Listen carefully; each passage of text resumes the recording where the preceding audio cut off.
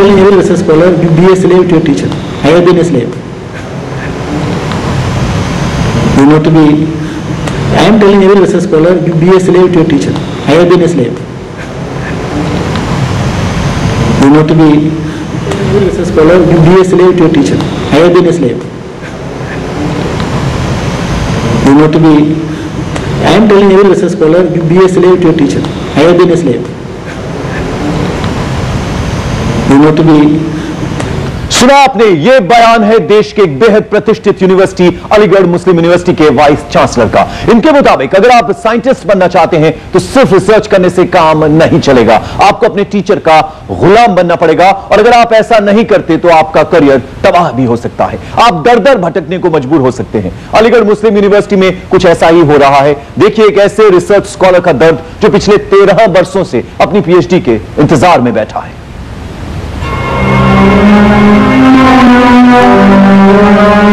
हिलालुद्दीन की जिंदगी इन्हीं फाइलों में उलझ कर रह गई है। इनके सपने टूट चुके हैं। मां की तमन्ना थी कि बेटा साइंटिस्ट बने, इसलिए अमरोहा के छोटे से कस्बे से पढ़ने के लिए अलीगढ़ मुस्लिम यूनिवर्सिटी भेजा। हिलालुद्दीन साइंटिस्ट बने भी और नहीं भी, इन्होंने रिसर्च तो की लेकिन अपने गुरु का रिश्तेदार बनने से इनकार कर दिया। फिर क्या था, जिंदगी जैसे बर्बाद हो गई। जब उन्होंने मुझे 3 चैप्टर चेक करके वापस किए तो उस टाइम हमसे कहा कि भाई आप जमाल साहब की सिस्टर से शादी कर लीजिए, तो मैंने स्ट्रेट फॉरवर्ड उसको मना कर दिया, और वो जब से ऐसी प्रॉब्लम क्रिएट हुई कि आज तक मैं बहुत परेशान हूँ। सुना आपने, हिलालुद्दीन ने अपने गाइड पर क्या आरोप लगाया। डिपार्टमेंट के चेयरमैन की बहन से शादी न करने का खामियाजा पिछले 13 साल से ये भुगत रहे हैं। 13 साल पहले हिलालुद्दीन ने AMU के वाइल्ड लाइफ विभाग में PhD के लिए दाखिला लिया था। अच्छी रिसर्च करने के बावजूद अब वो यूनिवर्सिटी और कोर्ट के चक्कर लगा रहे हैं। अब तक उन्हें डिग्री नहीं मिली। हैरानी की बात यह है कि हिलालुद्दीन कई अंतर्राष्ट्रीय स्तर के संगठनों के साथ काम कर चुके हैं और कई प्रतिष्ठित जर्नल्स में इनका रिसर्च छप चुका है, लेकिन AMU में इनकी काबिलियत की कोई पूछ नहीं। तो मुझे NGOs में जॉब करना पड़ा या कंसल्टेंसीज करनी पड़ी। मैं हिंदुस्तान से बाहर नहीं जा सकता। मेरे इतने पब्लिकेशन होने के बाद में मैं आज की डेट में हिंदुस्तान से बाहर नहीं जा सकता, क्योंकि जहां कहीं भी अप्लाई करता हूं उसका फर्स्ट मैंडेटरी क्वालिफिकेशन है कि आप PhD होकर के यहाँ आइए। हिमालय के जंगलों में होने वाले जानवरों के शिकार पर हिलालुद्दीन ने काफी काम किया है, पर वो खुद ही भाई भतीजावाद के शिकार हैं। इनका आरोप है कि इनके टीचर ही इनके दुश्मन बन गए हैं। पिछले 7 साल से किसी न किसी बहाने इनकी PhD को रोका जा रहा है और हिलालुद्दीन अपनी रिसर्च छोड़ कानूनी दांवपेच में उलझे हुए हैं। एहतिशाम खान, अलीगढ़, IBN 7। और कहते हैं सिस्टम को चैलेंज करना हमेशा टेढ़ी खीर साबित होता है। AMU में भी यही हाल है। अगर आप सिस्टम को चैलेंज करेंगे तो आप बर्बाद हो सकते हैं, आपको हर कदम पर तोड़ा जा सकता है, आप जवाब देते देते थक जाएंगे, लेकिन सवाल कभी खत्म नहीं होंगे। हम आपको दिखाते हैं कैसे एक साइंटिस्ट के सामने एक के बाद एक रोड़े अटकाए गए और वो टूटता चला गया। हिलालुद्दीन ने 1994 में PhD में दाखिला लिया। 2 साल बाद उन्होंने अपना रिसर्च पूरा करके PhD की थीसिस जमा करा दी, लेकिन डिपार्टमेंट के चेयरमैन की बहन से शादी न करना इनका गुनाह बन गया। पहले तो इनके विभाग ने इनकी PhD की थीसिस को MPhil का रिपोर्ट मान लिया, साथ ही बिना बताए इनका दाखिला भी रद्द कर दिया। जब हिलालुद्दीन ने वाइस चांसलर से शिकायत की तो गुस्साए गाइड डॉक्टर हफीफुल्लाह ने खुद को PhD से अलग कर लिया। घर का सामान लेकर के आओ, हमारे रिश्तेदारों से शादी कर लो, इस तरह का कल्चर है अलीगढ़ में। और अगर जो research scholar, outstanding research scholar हैं, जो लोग इस तरह का काम नहीं करते हैं, उनको बहुत परेशान करते हैं और उनको तो फिर PhD अवार्ड होने ही नहीं देते। बड़ी मुश्किल से 2 साल बाद हिलालुद्दीन को एक गाइड मिला। 2005 में इन्होंने अपनी PhD दोबारा जमा की, लेकिन डिपार्टमेंट और टीचरों से एक बार फिर वो हार गए। इस बार उन पर आरोप लगाया गया कि उनका दाखिला ही गलत ढंग से हुआ और फिर इंक्वायरी बिठा दी गई। अब तक हिलालुद्दीन पर 6 इंक्वायरी हो चुकी है और सभी ने उन्हें सही ठहराया है, लेकिन फिर भी हर बार डिपार्टमेंट के चेयरमैन जमाल अहमद खान कोई नया आरोप लगाकर एक नई इंक्वायरी बिठा देते हैं। हर कमेटी में सॉल्व हो जाती है, फिर भी कोई ना कोई ये नेक्सस, इनका पूरा एक रैकेट है, वो उसका अपने आपस में नेक्सस करते हैं ये लोग, और कहीं ना कहीं ऐसी कोई प्रॉब्लम क्रिएट करते हैं कि फिर वो 1 साल में निकल जाएगी। हिलालुद्दीन अपनी बदहाली का जिम्मेदार चेयरमैन जमाल अहमद खान को मानते हैं, लेकिन चेयरमैन साहब यूनिवर्सिटी के वाइस चांसलर पर आरोप मढ़ रहे हैं। नेक्स्ट वाइस चांसलर से नहीं, मैं नहीं मानता का 10 साल का केस पुराना है। तो अब इसमें आप मुझे बताइए, वो कहता है इसके ऊपर कि साहब इसे दोबारा से रीवैल्यूएट कीजिए।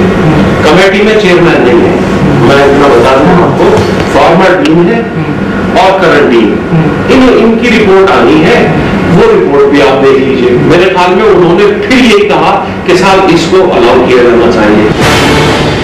वाइस चांसलर पीके अब्दुल अजीज का बयान सुनकर आप हैरान रह जाएंगे। ये मानते हैं कि छात्रों को अपने गुरु का गुलाम बनकर रहना चाहिए। Research guidance is purely personal. If a student is not able to have the right type of relationship, so I am telling every research scholar, you be a slave to your teacher. I have been a slave.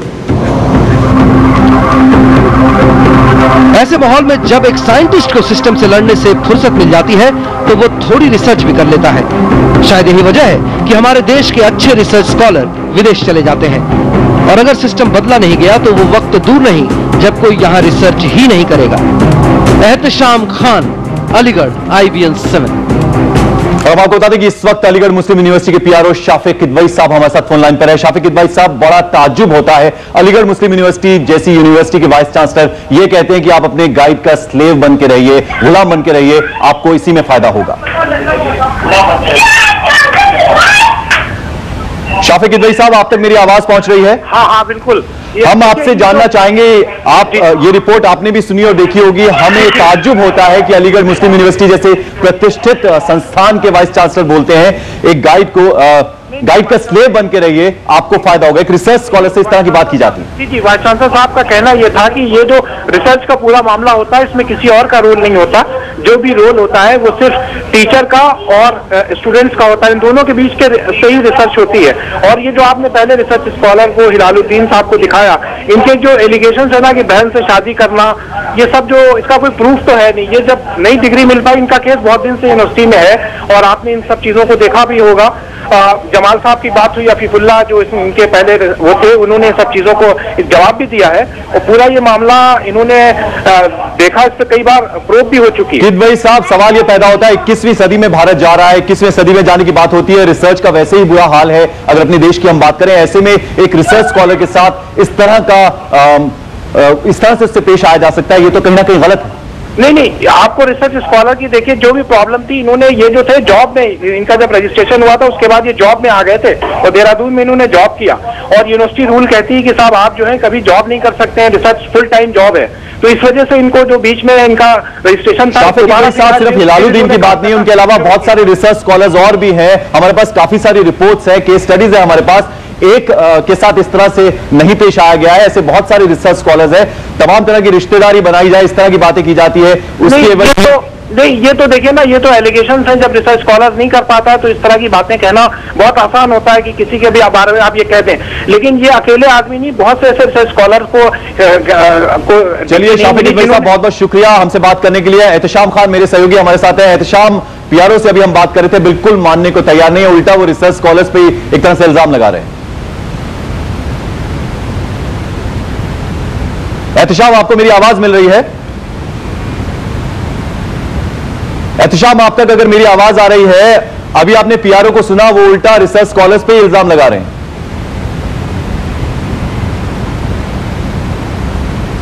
चलिए हम बात करने की कोशिश करेंगे अपने संवाददाता एहतशाम खान से। वैसे आपको बता दें कि अलीगढ़ मुस्लिम यूनिवर्सिटी की अगर हम बात करें तो वहां चुनिंदा लोगों की रिसर्च में ही रोड़े अटकाए जाते हैं। ये रोड़े सिर्फ इसलिए लगाए जाते हैं ताकि न छात्र PhD कर पाएगा और न ही उस विभाग में नौकरी का दावेदार बन पाएगा। इस तरह जान पहचान के लोगों और रिश्तेदारों को PhD कराई जाती है और उन्हें ही नौकरी मिलती है।